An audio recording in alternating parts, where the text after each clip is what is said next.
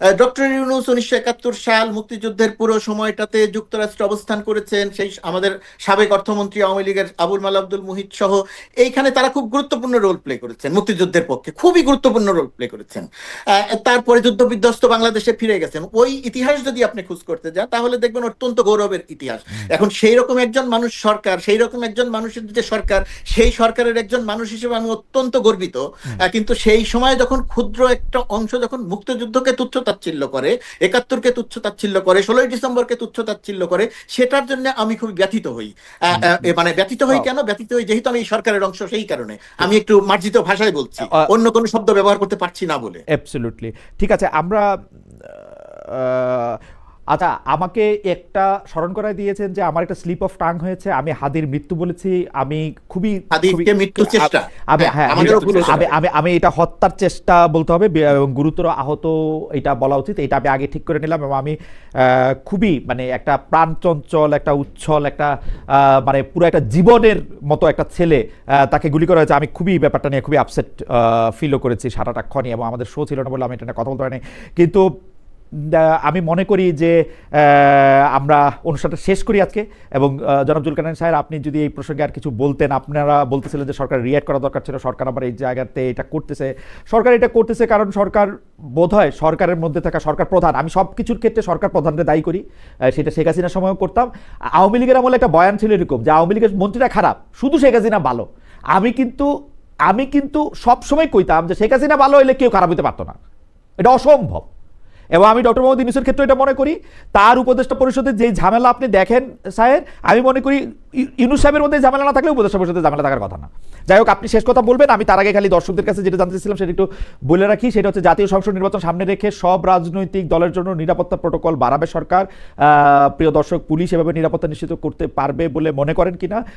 22,000 দর্শক ভোট দিয়েছেন, এর মধ্যে 18% মনে করেন পারবে, 82% মনে করেন যে পারবে না। জুলকারনাইন স্যার, আপনি যদি নিরাপত্তা প্রসঙ্গে শেষ যাওয়ার আগে আমি শুধু এখানে একটা কথা একটু বলতে চাই। আমি এই আব্দুল হাদি, আমাদের হাদি অত্যন্ত প্রিয় মানুষ। আমি তাকে গুলি করার পরে আমি স্বরাষ্ট্র উপদেষ্টার একটা বক্তব্য দেখেছিলাম এবং সরকারের ভেতরে এই কথাটা যেখানে বলা দরকার আমি নিজে বলেছিলাম। আজকে যেহেতু আপনার অনুষ্ঠানে সুযোগ পেয়েছি আরেকবার একটু বলি। আমি উপদেষ্টার মুখে বলতে শুনেছিলাম যে যাদের বৈধ অস্ত্রের লাইসেন্স ছিল, যারা জমা দিয়েছেন, তাদের অস্ত্রের লাইসেন্স ফেরত দেওয়ার চিন্তা করছে সরকার, এবং নতুন যারা অস্ত্রের লাইসেন্স চাইবে তাদেরকেও লাইসেন্স দেয়া হবে। এইখানে আমি সরকারের ভেতরেও বলার চেষ্টা করেছি, এই অনুষ্ঠানের মধ্য দিয়েও বলার চেষ্টা করি, সত্যি সত্যি যদি স্বরাষ্ট্র মন্ত্রণালয়, আমাদের সরকারের এই স্বরাষ্ট্র মন্ত্রণালয় যদি এরকম সিদ্ধান্ত নেয় তাহলে আরেকটা ডিজাস্টার হওয়ার সম্ভাবনা আছে, আমি আমার ক্ষুদ্র বিবেচনা থেকে বুঝি। প্রথমত কথা, এই মুহূর্তের প্রধানতম দায়িত্ব হচ্ছে বৈধ অবৈধ যত অস্ত্র এখনো যদি বাইরে থেকে থাকে সকল অস্ত্র নিজেদের হেফাজতে নেয়া, এবং আইন শৃঙ্খলা রক্ষাকারী বাহিনী, সেনাবাহিনীকে আমি এর মধ্যে অংশ মনে করছি, দিয়ে আইন শৃঙ্খলা পরিস্থিতির উন্নতিতে ভূমিকা রাখা। আপনি যদি এখন অস্ত্র ফিরিয়ে দেন এবং যদি আবার নতুন অস্ত্র দিয়ে দেন, দেখবেন আবার অনেক সন্ত্রাসী অস্ত্রের লাইসেন্স পেয়ে যেতে পারে। এই জায়গাটাতে আমাদের সরকারের সংশ্লিষ্ট যে দপ্তর আছেন তাদের অতিরিক্ত সতর্কতা প্রত্যাশা করি। আমি একদম এই ব্যাপারে একমত। আমি যেহেতু কিছুদিন ম্যাজিস্ট্রেসি করছি, আমি জুডিশিয়াল মুন্সিখানাতেও অ্যাটাচ ছিলাম, আমি দেখছি যে অস্ত্রের লাইসেন্স দেয়া নেয়ার মানে যেটা বলতে চাচ্ছি, সরকার যদি ওকে লাইসেন্স দিত বা সবাইকে লাইসেন্স দিত, এইটা ঘোষণা না করা 100 ভাগ উচিত ছিল। দুই রকম কারণে, অনেকের কাছে অস্ত্র যাবে এবং যারা সেই নিরাপত্তা বা সেই লাইসেন্স নিবে না তারা পড়বে হচ্ছে ঝুঁকির মুখে। এটা খুবই সাংঘাতিক একটা খারাপ কাজ হয়েছে এই ঘোষণাটা দেওয়া। এবং স্বরাষ্ট্র উপদেষ্টা, মানে মাই গড, আপনি স্বরাষ্ট্র উপদেষ্টা, আপনি যদি আমার কথা শোনেন প্লিজ আপনি এক্ষণ পদত্যাগ করেন। যাই হোক, এই আমি একটু জনাব জুলকারনাইন স্যার খানি আজকে অনুষ্ঠানটা শেষ করতে। থ্যাংক ইউ ভাই। আমি এক্স্যাক্টলি মুর্তজা ভাই যেটা বলতেছি, লাইক একটু আগে বললেন, আমি এই বিষয়ে বলতে যাচ্ছিলাম যে এখন নতুন নিয়ম করে আমি গতকালকে দেখলাম যে নাসিমুল গনি সাহেব স্বাক্ষরিত একটা নতুন প্রজ্ঞাপন এসেছে, নতুন এই যে কোন কোন রাজনৈতিক ব্যক্তিত্বকে অস্ত্র দেওয়া যাবে, কোন বিশেষ ব্যক্তিদেরকে অস্ত্র দেওয়া যেতে পারে, এই ধরনের একটা নতুন নীতিমালা তারা গতকালকে গত 15ই ডিসেম্বর এটা আপনার প্রণয়ন করা হয়েছে, and it has been issued.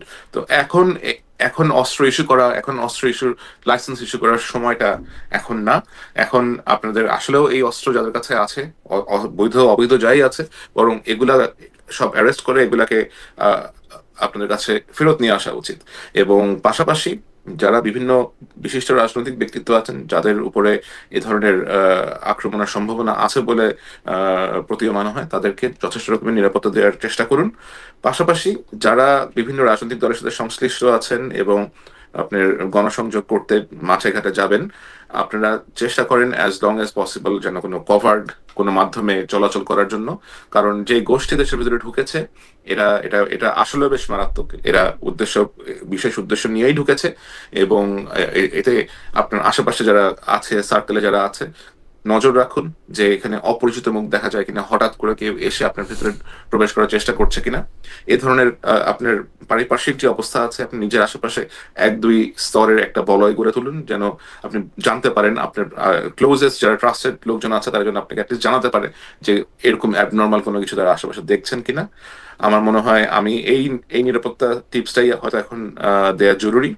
তো আমি এতটুকুই বলতে পারি খালেদ ভাই। আমি অনুষ্ঠান শেষ করবো। জুলকারনাইন সাহের খান, আপনাকে অনেক ধন্যবাদ। কিন্তু আমি একজন দর্শক, মামুন হোসেন 2475, উনি একটি প্রশ্ন করেছেন, খালেদ ভাই আপনি ভারতের গ্যাস দেওয়ার বিরুদ্ধে আন্দোলন করলেন, কিন্তু জুলাই আন্দোলনের সময় আপনাকে নাকি জার্মানিতে একটা প্রতিবাদ সমাবেশে যেতে বললো, কিন্তু আপনি গেলেন না, এত প্রেম আপনার। আমি জবাবটা দেই, এটা 26শে জুলাই 2024 ঘটনা। 26শে 2024 আমি ডয়েচে ভেলেতে একটি টক শো করেছি, এর সামনে দিয়ে গিয়েছি, তখন ওর মধ্যে কয়েকজন দাঁড়িয়ে এটা প্রতিবাদ করেছিল। আমি বলেছি যে এটা আমি এখানে দাঁড়াতে পারবো না, এটা আমি বলেছি। আমার যেটা কাজ সেটা আমি করেছি। 26শে জুলাইয়ের টক শোটা আপনারা দেখলেও দেখতে পারেন, আপনাদের ইচ্ছা। এবং এই যে এগুলি এইখানে খালেদ আমি একটু এই জায়গাতে যোগ করি, দর্শক যারা আছেন তারা হয়তো ভালো প্রত্যাশার জায়গা থেকে কথাটা বলেন, তাদের উদ্দেশ্যে বলি, ধরেন আমরা যারা সামনে, ধরেন আপনি যেটা তেল গ্যাস বিদ্যুৎ বন্দর রক্ষা কমিটি বললেন, তেল গ্যাস বিদ্যুৎ বন্দর রক্ষা কমিটির পক্ষ হয়ে বা তারা যে কাজ করেছে সেই কাজের সঙ্গে সম্পৃক্ত হয়ে আমি আর আপনি কাজ করেছি, এরকম বহু মানুষ কাজ করেছে অসংখ্য। কিন্তু আমি কোনোদিন তেল গ্যাস বিদ্যুৎ বন্দর রক্ষা কমিটির কোনো সমাবেশে, শাহবাগে গিয়ে মানববন্ধনে বা কোনো সমাবেশে গিয়ে দাঁড়াই না। আমাদের পক্ষে সম্ভব, সাংবাদিক হিসেবে আমি সেটা দাঁড়াতে পারি না, কিন্তু আমি তাদের রাউন্ড টেবিলে গেছি, তাদের আলোচনা অনুষ্ঠানে গেছি। ঠিক আছে, ওই যেমন জুলাই আগস্টের কথা যদি বলেন, আমি জুলাই আগস্টের আন্দোলনের পুরো সময়টা ঢাকায় থেকেছি, কিন্তু আমি কোনো মিছিলে যাই নাই।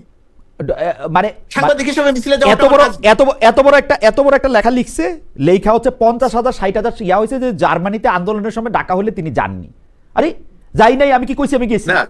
কিছু নিয়ম থাকে তো। আমার যে চাকরির, আমার যে কাজের জায়গা, আমার যেমন ধরেন অনেক রকমের পলিসি তো আমাদেরকে মেনটেন করতে হয়। লাইক এই আপনাকে তো ওই পলিসি যদি ফলো না করেন then you will be in trouble. না, আর সবাইকে মাঠে যাওয়ার দরকার নেই তো। ট্রাবল আপনি 26শে জুলাই টক শোটা, 26শে জুলাই 2024 সালে যে টক শোটা, সেটার মধ্যে সাবেক বিচারপতি মানিক সাহেব ছিলেন, আর একজন ছিলেন হচ্ছে অধ্যাপক মানস চৌধুরী। ওই টক শোটা করার জন্য আমাকে হিউজলি প্রিপেয়ার করতে হয়েছে, এবং that was the talk show time. আপনারা আমার টক শোটা দেখেন ভাই, আপনারা আমার মিছিলে না দেখে ওই দিনই তো আমি আপনাকে একটা মজার কথা বলি খালেদ ভাই। আমাকে গতকালকে আমি যখন অফিসে ছিলাম, আমি একটা মেইল পেয়েছি যে আমাকে আজকে বাংলাদেশের রিসেপশনে, আপনার বিজয় দিবসের রিসেপশনে ইনভাইট করা হয়েছে সন্ধ্যার সময়। তো আমি এটার জন্য আমার যিনি বস আছে তার কাছে আমি অনুমতি চেয়েছি। মানে আমি এখন পর্যন্ত আমি দুপুর 1টা পর্যন্ত ওয়েট করেছি, বিকজ আমার বাসা থেকে আমার লাইক অফিস বেশ দূরে আর কি। তো I did not receive any answer and I did not travel there, কারণ আমাকে তো অনুমতি না পেলে তো আমি যেতে পারবো না। আমার মনে হয় যে আপনাদের দুজনের বক্তব্যে আজকে অনেকগুলি প্রশ্ন আপনাদেরকে করতে পারছি আমরা। বিজয় দিবস আমি যেখানে আছি সেখানে বিজয় দিবসের মাঝামাঝি অবস্থা, মানে আমাদের 12টা 12 বাজে।